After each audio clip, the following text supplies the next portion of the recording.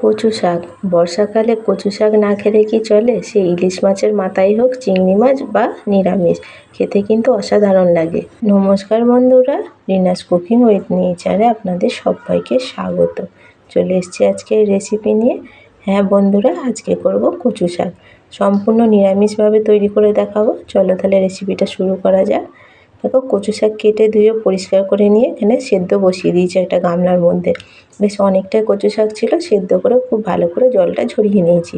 আর করবো এখানে ছোলা দিয়ে। কড়াই তেল গরম করতে বসিয়ে দিলাম। প্রথমে দিচ্ছি চন্দনী ফোড়ন, চন্দনী বা রাঁধুনি বলে যেটা, ফোড়নে দিলাম। আর দিলাম কয়েকটা কাঁচা লঙ্কা ফাটিয়ে। চন্দনীটা হাতে একটুখানি ভালো করে ঘষে নিয়ে ফোড়নে দিলে গন্ধটা বেশি ভালো হয়। ফোড়নটা একটু ভালো করে ভেজে নিলাম। ফোড়ন ভেজে নেওয়ার পর এর মধ্যে অল্প একটুখানি দিচ্ছি হলুদ। হলুদটা প্রথমে দিলাম এই কারণেই, এখানে দিচ্ছি 1 চামচ আদা বাটা। আদা বাটা দেওয়ার সঙ্গে সঙ্গে গায়ে বড্ড ছেটায় তেলগুলো, তাই হলুদ দিলে তেলটা কম ছেটায়। তাই একটুখানি অল্প হলুদ দিয়ে আদা বাটাটা দিয়ে খুব ভালো করে একটু ভেজে নিতে হবে, যাতে আদার কাঁচা গন্ধ চলে যায়। এদিকে ছোলাগুলো আমি একটু সেদ্ধ করে নিয়েছিলাম, যেহেতু কচু শাক সেদ্ধ করা আছে, নাহলে ছোলাগুলো কাঁচা থাকবে, শক্ত শক্ত ভালো লাগবে না। ছোলাটা সেদ্ধ করে নিয়েছিলাম, সেদ্ধ করে রাখা ছোলাটা দিয়েও মশলার সঙ্গে একটু ভাজা ভাজা করে নিলাম। ওই যে কচু শাকটা জল ঝরিয়ে রেখেছিলাম, কচু শাকটা দিয়ে দিলাম। এবার পালা নাড়াচাড়া করার। কচু শাক যত এইভাবে নাড়াচাড়া করে শুকনো করতে পারবে ততই ভালো। মিনিট 10 সময় নিয়ে এইভাবে করে কচু শাকটা একটু মশলার সঙ্গে ভালো করে কষিয়ে নিতে হবে।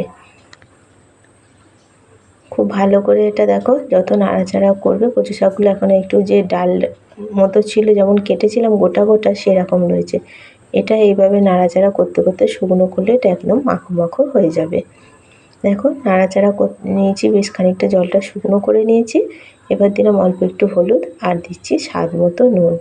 নুন হলুদটা দিয়েও খুব ভালো করে এবার নাড়াচাড়া করে মিশিয়ে নিতে হবে। কচু শাক যত বেশি এরকম ঘাটা ঘাটা হবে, মানে মাখো মাখো হবে, কচু শাক কিন্তু খেতে ততটাই টেস্ট হয়। আর বর্ষাকালে কচু শাক একবার না খেলে হয় না, সেটা চিংড়ি মাছ দিয়ে হোক, ইলিশ মাছ দিয়ে হোক বা নিরামিষ। নারকেল কোড়া দিয়েও খেতে খুব ভালো লাগে। আজকে কিন্তু আমি তৈরি করে দেখাবো একদম নিরামিষ, ছোলা দিয়ে নিরামিষ কচু শাক তৈরি করছি। নিরামিষ কচু শাকটাও একবার বানিয়ে খেয়ে দেখতে পারো, খেতে কিন্তু অসাধারণ লাগে। যারা তো খেতে ভালোবাসে তারা এই এক পদ দিয়েই ভাত খেয়ে নেবে। দেখো, নাড়াচাড়া করতে করতে কতটা শুকনো হয়ে গেছে, অর্ধেকটা হয়ে গেছে। কচু শাকটা অনেকটা শুকনো হয়ে এসছে। এবার দিচ্ছি অল্প একটু চিনি। তোমরা যারা মিষ্টি খেতে পছন্দ করো মিষ্টিটা দিও, আর যারা মিষ্টি খেতে পছন্দ করো না তারা দিও না। আমরা একটু মিষ্টি খেতে ভালোবাসি, তাই অল্প একটু মিষ্টি দিলাম। আর সব শেষে দেব আম তেল। যে আম তেল করে রেখেছিলাম, সেই আম তেলটা, আম আর তেল অল্প একটুখানি ওপর দিয়ে ছড়িয়ে দেবো। এইভাবে আম তেল দিয়েও একবার কচু শাকটা বানিয়ে খেয়ে দেখো, খেতে কিন্তু অসাধারণ লাগে। এবার আম তেলটা দিয়েও খুব ভালো করে কচু শাকের সঙ্গে মিশিয়ে নিতে হবে।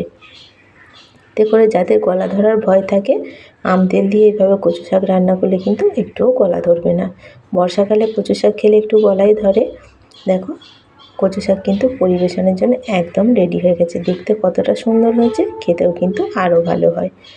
ছোলা দিয়ে নিরামিষ কচু শাকের রেসিপিটা কেমন লাগলো কমেন্ট করে জানিও। ভালো লাগলে একটা লাইক কমেন্ট শেয়ার করো। আর চ্যানেলে নতুন বন্ধু হয়ে থাকলে চ্যানেলটা সাবস্ক্রাইব করার অনুরোধ রইল। পাশে থাকা বেল আইকনটা অবশ্যই প্রেস করে দেবে, চ্যানেলে নতুন কোনো ভিডিও আপলোড করলে তোমাদের কাছে পৌঁছে যাবে।